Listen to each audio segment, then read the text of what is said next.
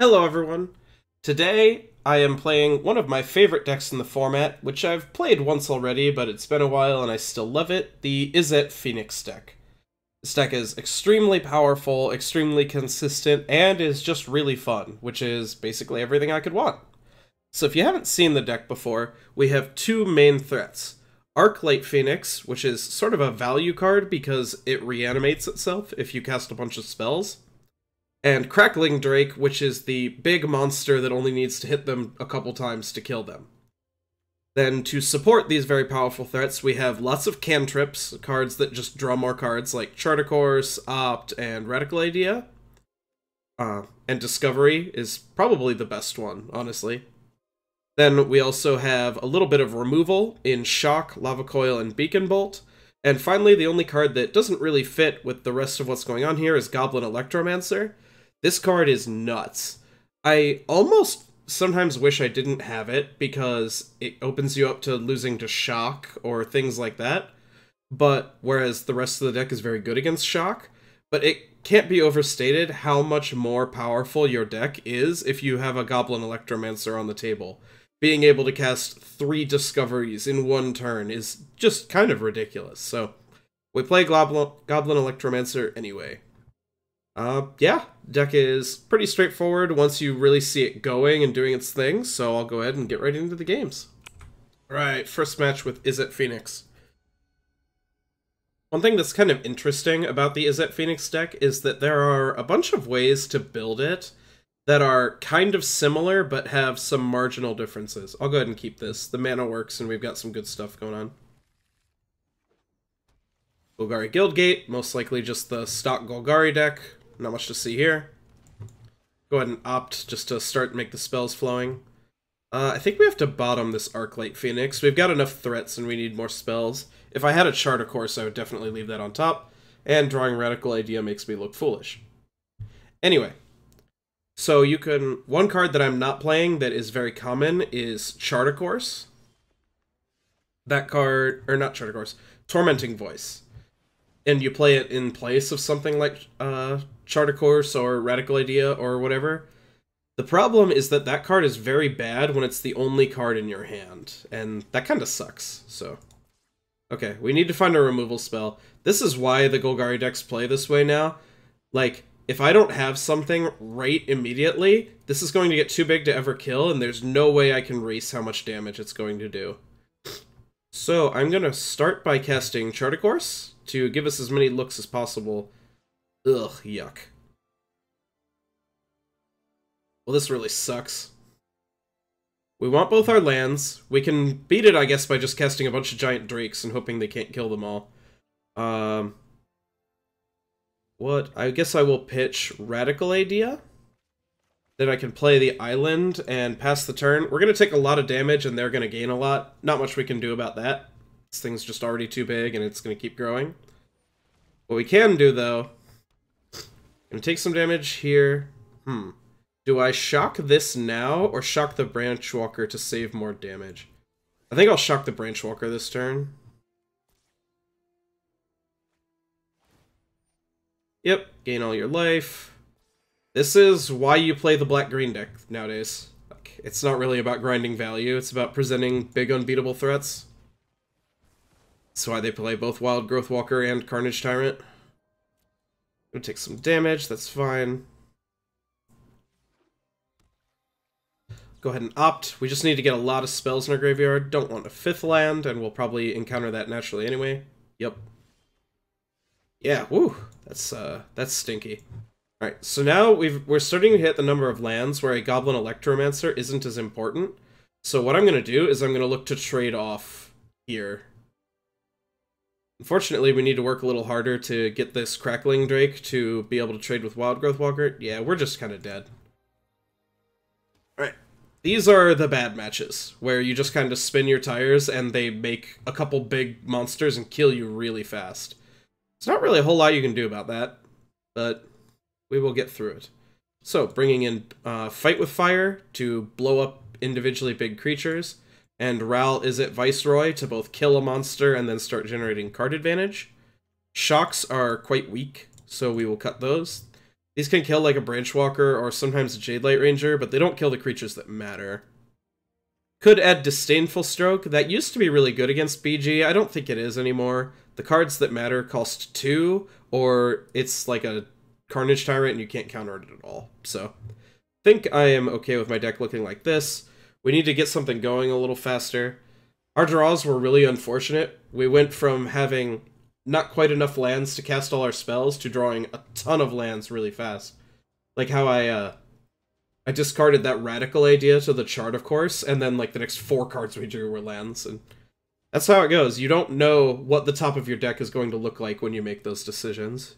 You have to go with the information you have available, and I thought we needed to hit our land drops more than anything. It's possible this deck just needs to be rebuilt to some extent. I haven't changed it that much because it's really good a lot of the time, and I'm not even sure what you change exactly. It's not like any of the cards have become bad. This hand's okay. This hand will lose if our opponent just does the same thing they did last time, which sucks, but I don't know that you mulligan this. But yeah, I'm not sure what you would even do if you were reworking the deck, but it's possible we need like 4 Lava Coils. I'm okay with keeping Opt. We can just keep doing this type of effect. Have our Crackling Drakes big and ready to go. Okay, that's good. I'll just go ahead and pass. Bacon Bolt means if they play a Wild Growth Walker, we can just immediately kill it and then start playing big threats. Branch Walker is also fine. You can just kind of ignore this. Doom Whisperer. That we cannot ignore. We're going to need a Bacon Bolt for that one. We're going to need our Beacon Bolt to be a lot bigger. Do we want 4th land? We kind of do, but it doesn't immediately give us anything to do. This is a really mediocre card to have on top. I guess I'll keep it. Love to draw something good, like that. That is a good card. So we can go ahead, play this tapped, get our Electromancer down. We have 2 spells in the yard? Yeah. No blockers, go ahead and take some damage. We have a while until this comes down, and they're not applying that much pressure, so... Well, that's awkward. 2-drop, 3-drop, 4-drop that kills our blocker is bad news. I still kind of think we have to do it, but then we don't have, like, our good blocker anymore. Ugh, that's really rough.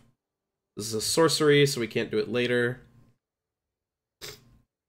Alright, I'm going to do something a little controversial. If they want to kill my Ravenous Chupacabra and hit me for 7, they have to do it on my Electromancer. I'm going to attempt to trade here with this 3-2, and either way I'm going to Chemister's Insight, then we can start playing the Drakes. Alright. This way their removal spell has to hit an inferior creature instead of the big awesome monster that can block really well. Unfortunately, we take a lot of damage. Playing this way, we really need them to not have good cards on top. Alright, I'll go ahead. I guess I can opt first. Discovery, it's probably good enough. Alright. Let us pray that we don't just die. Electromancer could lead to a good turn, just start firing off a bunch of spells. Might have just kept a hand that's too slow. Yep, they've got another Chupacabra. We're super dead. Alright. Got manhandled by Black-Green the first match. They had very good draws both games, and our draws were kind of crap. I think the first keep was okay. The second one probably had to mulligan. We just didn't do enough to deal with a Branchwalker into Jadelight Ranger draw, and their deck does that basically every time. Okay, second match.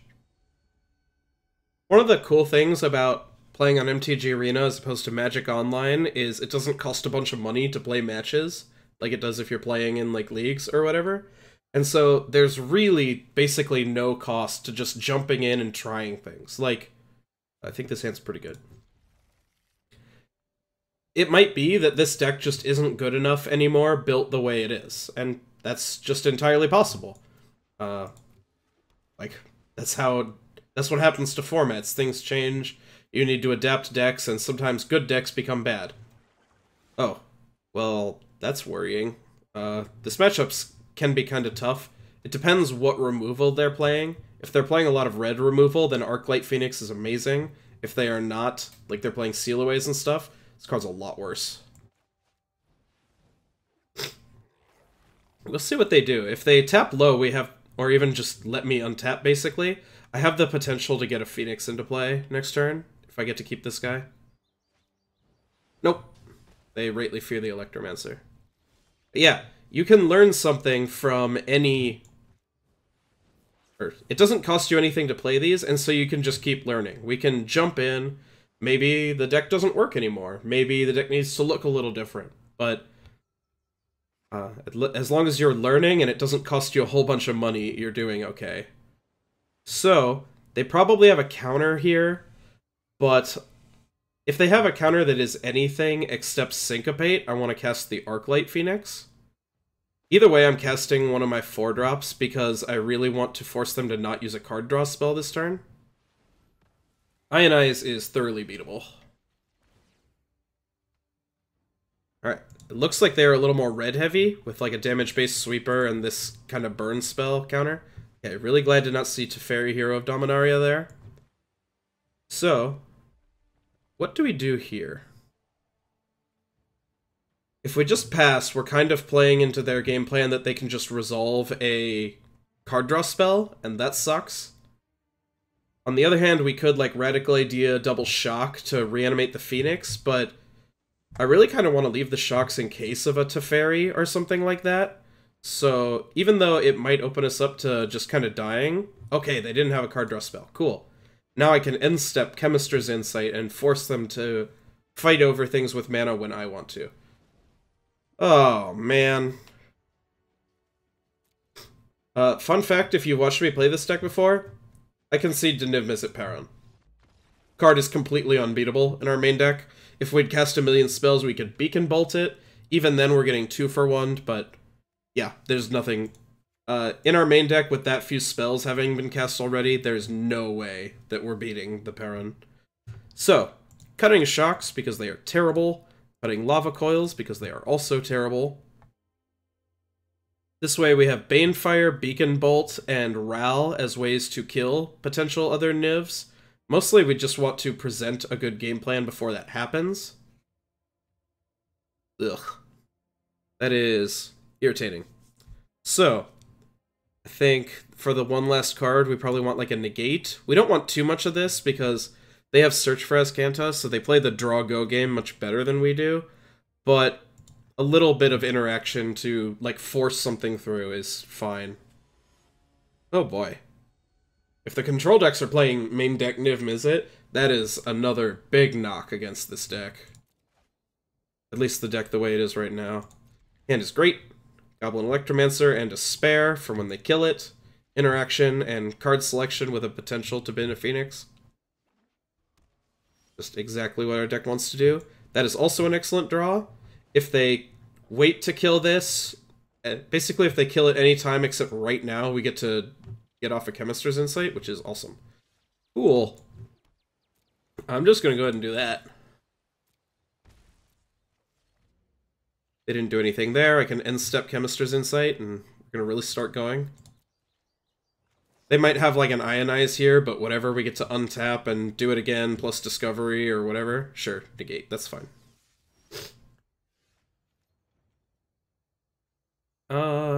We do need double red for our guy, and we're probably not getting burned out, so go ahead and do that. Let's just pass. I have Chemister's Insight with Negate back up. Well, that's a good reason to have Disdainful Stroke in instead of Negate. They might... Okay. This is just an entirely mistake on my part, so I'll make that clear. When I saw the Niv-Mizzet main deck, game 1, that meant that they were extremely likely to be heavy blue-red with a splash of white, probably just for Teferi. And so, like, them bringing this in against another blue-red deck was extremely likely. And so I should have thought of that and prepared with Disdainful Stroke instead of Negate. If we did a Disdainful Stroke there, we're just in really good shape. And instead, we are not. Alright, let's dig for some Phoenixes. Or maybe just a kill spell. Beacon Bolt is fine. I'm going to throw an Opt in the bin just to keep fueling that type of effect. We have 3 spells in the yard, so we need to cast 1 more before the Beacon Bolt. That is fine by me. Sweet. I'm going to pitch this... Pitch the Chemister's Insight. We can draw cards with it later. That's fine. And I'm going to chart a course here, because if we draw... We did not, but that's fine. If we had drawn a Phoenix exactly, then we'd be able to reanimate it this turn, and that would be quite good. Instead, we get this off the board. Hopefully they only have like 1 more or something. Getting some damage down, and we've got a lot of resources going, so... Could be okay here. Okay. Oh no, Arclight Phoenix, you're just a little too far away. Can we reanimate this turn anyway? We can. That sounds good to me.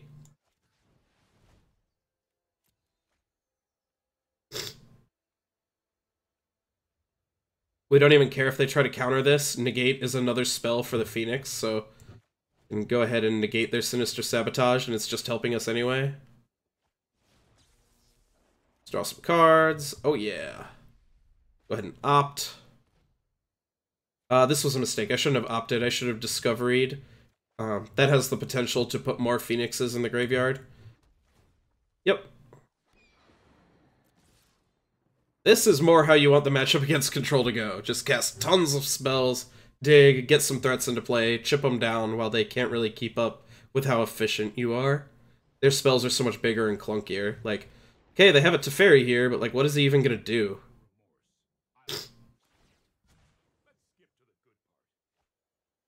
Yeah, sure, you drew a card. So, what I'm going to do here... Seal Away is bad news for me no matter what. If they have any other removal spell... I think I just attack Teferi with both of these. Get him...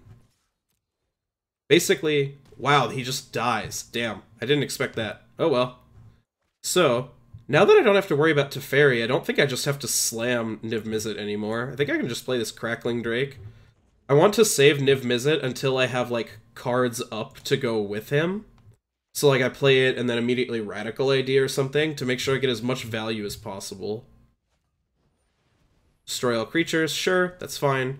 I didn't spend a card on the Phoenix, and the Drake drew a card when it died. Let's go ahead and just cycle this Radical Idea. Okay. I don't have... Because I lost my Electromancer, I need 8 lands for what I was talking about. So I'm going to play Ralzeric. And we're going to uptick. We're going to find something to do. Oh, well, let's go ahead and stick the guy. Yeah, go Goblin Electromancer. We haven't quite finished the game, but I think we are in an extremely good position. Like, even this is only okay. They're gonna get to draw a card and ping something here, but, like, that doesn't matter that much.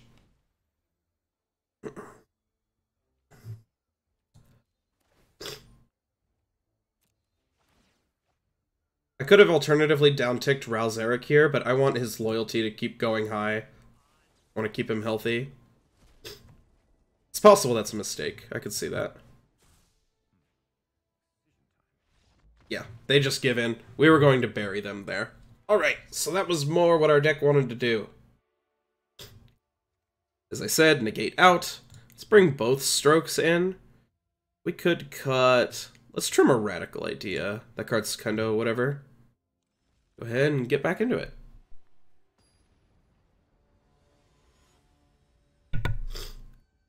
Alright. Who will win in the third game? The only not encouraging part of that last one, the game where they beat us was a lot more convincing than the game where we beat them. Like, we gradually got ahead, but they did a lot of good stuff, and we didn't do much about it. Keeping this hand, it has a spell to get things going. good threat that draws a card, and one of our endgame trumps.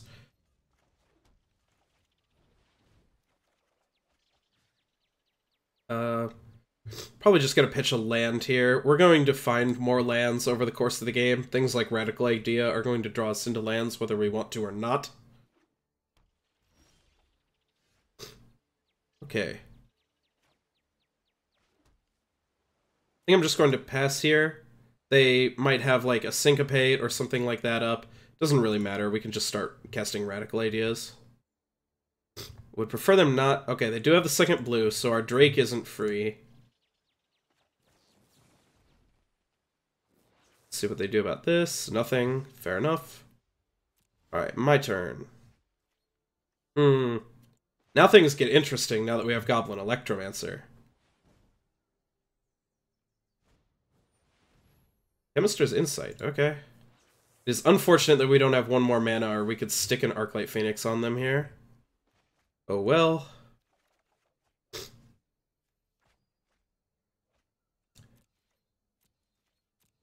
Alright, let's see what they've got. This is, like, the really interesting parts of the games. Okay, they have a Cleansing Nova, which is not great for us, but now on our turn we're gonna have a lot of looks at... Do we want Radical Idea and Opt if... So we basically have 3 looks to find a 1 or 2 mana spell. If we find it, we get to reanimate a Phoenix. I'm gonna go the more conservative route, and I'm just gonna stick a Crackling Drake here. Go ahead, get a threat on board. Oh, well, this is sweet because it means that the payoff for going for it on a later turn is higher. Radical Idea can pitch this Arclight Phoenix, and then we can reanimate multiples. Alright, that tapped them out of blue, so again, shields are down.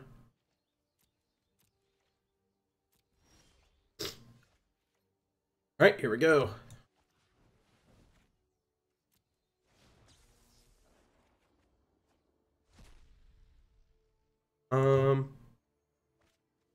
Guess we just go ahead and Radical Idea. And save an Opt for a later turn, because next turn we can Niv-Mizzet plus Opt to get immediate value like I was talking about. Okay, there's the Disdainful Stroke. Question is, do we throw away 2 Phoenixes to get in a lot of damage here? I think we do. The good thing about Phoenixes, they come back. We will not have that much trouble casting a bunch of spells later in the game. Yeah, that's bad. That's really bad for us, but whatever.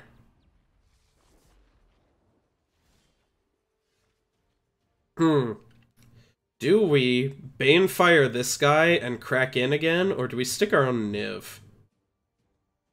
Problem is, if we stick Niv, they get to untap and do whatever they want, and that could just be really bad for us. So, go and play a land. They get a 2-for-1 out of this, like, they get to draw their card, whatever, shoot us for 1, that doesn't matter. I just really want this to not be on the table anymore.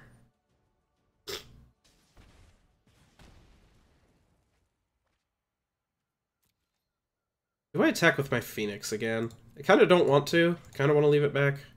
I don't know if there's a good reason to have attacked last time and not this time. I guess the good reason is I thought they were unlikely to block here, and so the block is free. The only reason to attack with this is to make, to convince them not to block here, and I thought they were, like, unlikely to anyway. Okay, not another Niv-Mizzet, that's great.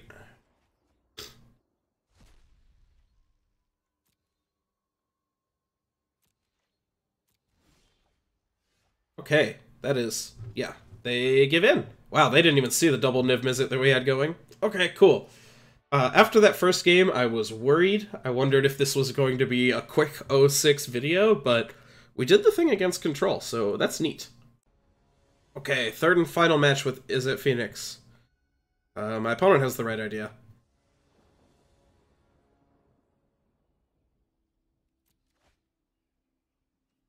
Still just really thinking about that first match.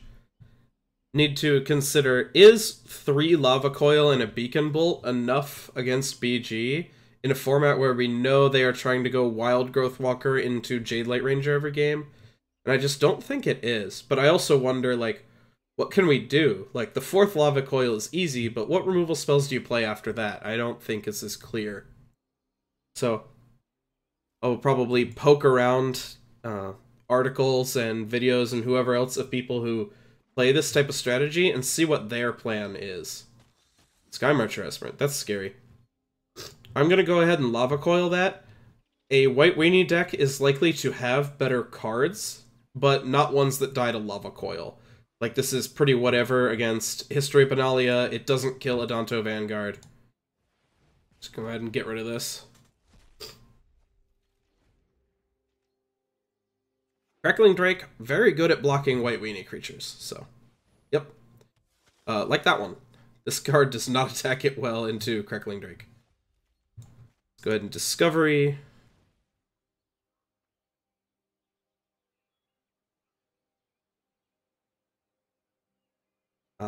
They get priority all the time because Adanto Vanguard is a weird card. I think I'm going to bin this Radical idea. I really want to start pumping up my Drakes as much as possible, and I definitely don't need the land.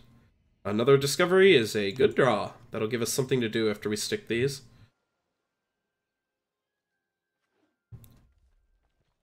Double Mountain. I wonder if they are not White Weenie splash red, but instead are like a red aggro deck splash white. Could just be a weird draw, you never know. Alright, let's stick a Crackling Drake. In an ideal world, they just don't have anything that can deal with this card, and it'll be big and ridiculous and just win the game.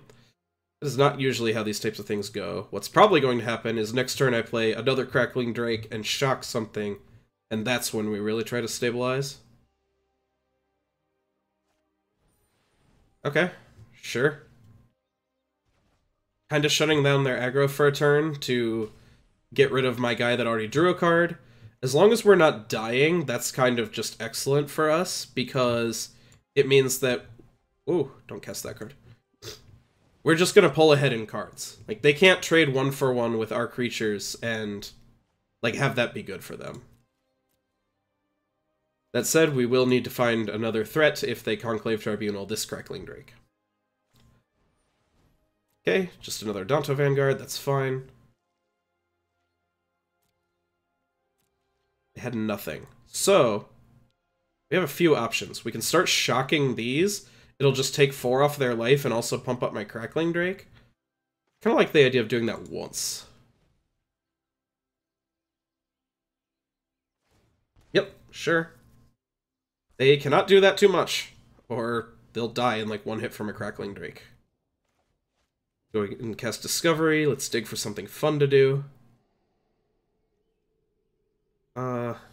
Opt, probably good enough.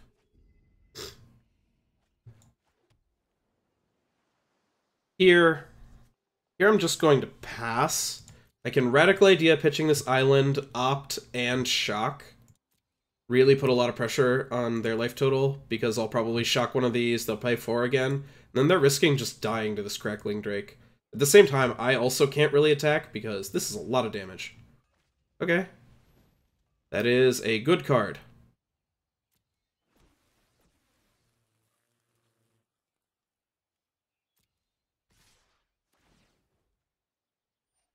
Okay. Shocking the token that gets mentored, so we don't have to worry about that. I'm going to go ahead and opt here. Would love to find another shock. At least something like that. Definitely not Steam Vents. So, yeah. I think we just got to go ahead. Let's play to win here. And actually, I shouldn't have shocked their creature. I should have done my cantrip stuff first, because a shock putting them to 10 is very likely to make the difference here. Oh, this was also a mistake.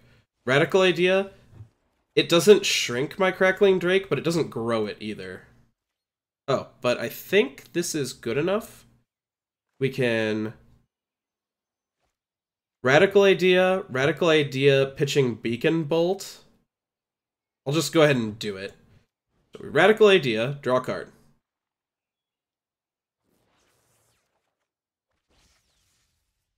Then we Radical Idea, pitching Beacon Bolt. Oh no, this was a mistake. I needed to pitch the Arclight Phoenix. Oh crap. I had the win and I screwed it up. Oh, that's embarrassing. Is there any way to live on... I guess we're not dead on board if we try to block. Ugh, that's pretty gross. Like, any removal spell here kills us? Yeah. Oh boy. So I said we should just do it, but no, we really needed to plan that turn out beforehand. Yep, and we're dead to another heroic reinforcements. That's why you play that card. It's a lot of damage really fast. Oh my. Okay, let's actually think things through before we just die for no reason next time. Fiery Cannonades in, because they're great. Chemister's Insight out, because that's not really how we win the game. Cut. I usually just trim a Radical Idea. It's the worst of the cantrippy cards. I don't think we want anything else. I could see Disdainful Stroke for the reinforcements and possible Aurelias or anything like that, but I think Fiery Cannonade does that job more than well enough. Oof.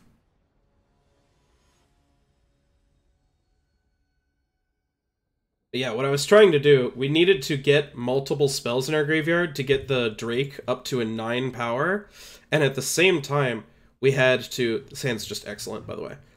At the same time, we had to discard a Phoenix so that it would reanimate and crash them for 3. So... Oh, did we have enough? I don't actually know if we could have done that then, because Radical Idea pitching Phoenix is 1, or Radical Idea, then Radical Idea pitching Phoenix only grows the Drake by 1, and then, or the Drake started as a 7, so that's enough.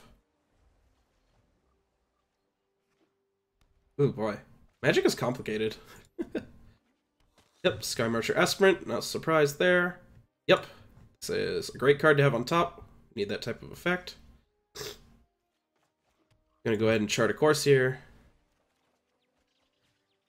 Arclight Phoenix, cool. We have the potential to both interact with Shock and also just have an excellent aggro draw, which would be great. Wow, that's an interesting card. That's really good with what else they're doing. The heroic reinforcements. So, but Electromancer also matches up really well against that card. Legion's Landing, sure. This card would grind us out eventually, but that's not really what this game's going to be about. We need to just stabilize a little and then kind of light them up. Unfortunate. I think we just shock this here to stay alive. It's unfortunate because it means we can't go off on turn 5 without an Electromancer. We have to wait much longer. But we need to keep ourselves alive.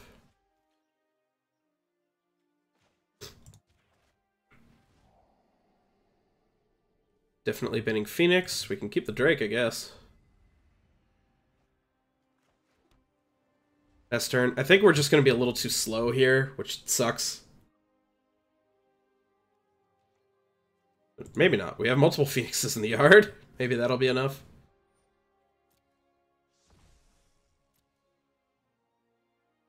But yeah, our plan here, take a little bit of damage. That's fine. They'll keep building their board. They can't activate a Danto now. We can Radical Idea. We need this in the yard to bin the Arclight Phoenix later. Ugh, that's a very bad draw. That's a better draw. But I'm just going to stick the Crackling Drake here. Just to hold them off damage, and turn 5 was not going to be a good turn for us anyway. Instead, what we need is turn 6, where we can cast like Charter Course, Radical Idea, and some other 2-mana spell.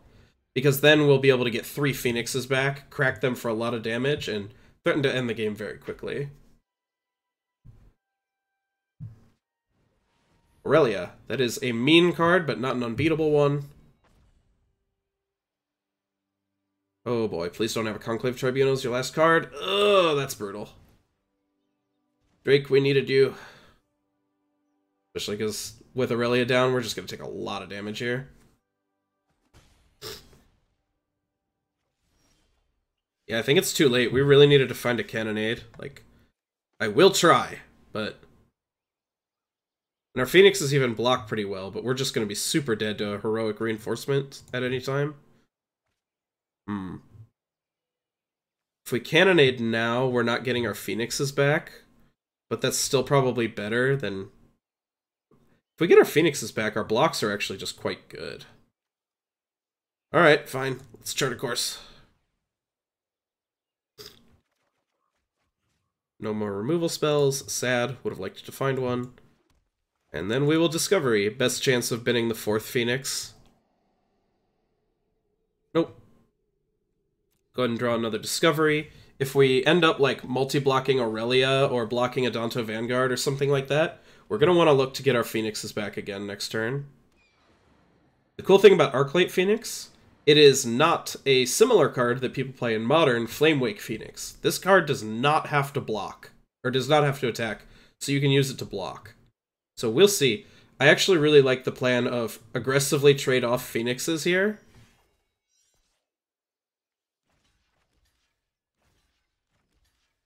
Wait, if we double block there, block here, we're taking 5. Might just die. Kind of want to get her off the board, though. Sure, whatever, we're dead to a burn spell. I don't think we're in a good spot if we block in a different way. Importantly, had to get Aurelia off the table for Fiery Cannonade to be as good as we want it to be.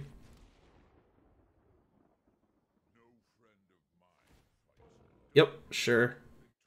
That is not a good use of that based on what we were planning to do with our turn. So, let's start with a Discovery. Again, would love to bin the 4th Phoenix. That would be cool. Yeah. Is Charter Course even good? Kind of not really. Whatever. We can go ahead and Fiery Cannonade. Kablooey. Now, do we shock this again immediately? I don't think so. I don't think that's good. Go ahead and go to combat. Oh my god, I didn't cast my 3rd spell pre-combat. Oh! Oh boy. So... Oh my, I'm very embarrassed. Okay. This is why you don't take a week off. You get rusty real fast. So... We saw getting absolutely beat up because a matchup appears to be terrible now. We won a matchup because we had the right cards and drew them and everything just kind of worked out. And then we lost a good matchup from me playing like a dunce. So, that shows a few things. One, the deck needs to be adjusted for BG going forward.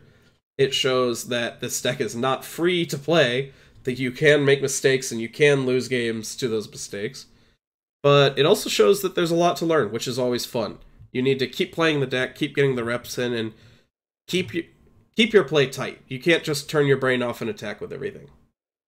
So, if you liked this video and you want to see more like it, I would love it if you could subscribe to the channel. We post all sorts of videos all the time, hopefully back on track for 3 Magic videos a week every week. And that's all I have for today. Thanks guys, see you later.